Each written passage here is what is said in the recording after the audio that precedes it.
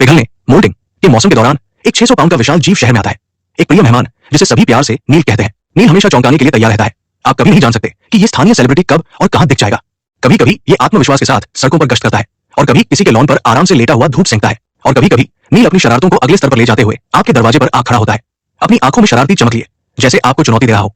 पूरा शहर नील की हरकतों को बहुत अच्छे से जानता है। अगर नील आपकी गाड़ी के ठीक पीछे लेटकर सोने का फैसला कर ले तो आपके पास और कोई विकल्प नहीं होता सिवाय इसके कि आप कंधे उचकाकर अपने बॉस से कहें, नील मेरी गाड़ी के पीछे है, और हटने का नाम ही नहीं ले रहा। यहाँ ये एक पूरी तरह से वैध बहाना माना जाता है। नील की घूमने फिरने की आदत सिर्फ शांत कोनों तक सीमित नहीं है।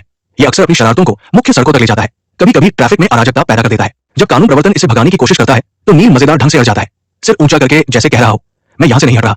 ट्रैफिक बैरियर नील की नजर में वे सिर्फ खिलौने हैं, और जब वन्यजीव अधिकारी उसकी शरारतों को रोकने की कोशिश करते हैं तो नील अपनी अनोखी शख्सियत के साथ एक बार फिर विरोध करता है। ऐसा जीव जिसे वश में करना आसान नहीं। समय के साथ नील शहर का अनौपचारिक शुभंकर बन गया है।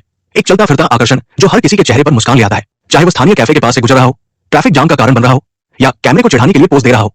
नील सभी का चहेता है। जब मोल्टिंग का मौसम आखिरकार खत्म हो जाता है तो शहरवासी इकट्ठा होकर अपने फ्लिपर वाले दोस्त को अलविदा कहते हैं। दिल से विदाई देते हुए वे नील को समुद्र में वापस भेजते हैं, पहले से ही उस दिन का इंतजार करते हुए जब ये विशाल जीव फिर से शहर की अनोखी रौनक बढ़ाने लौटेगा।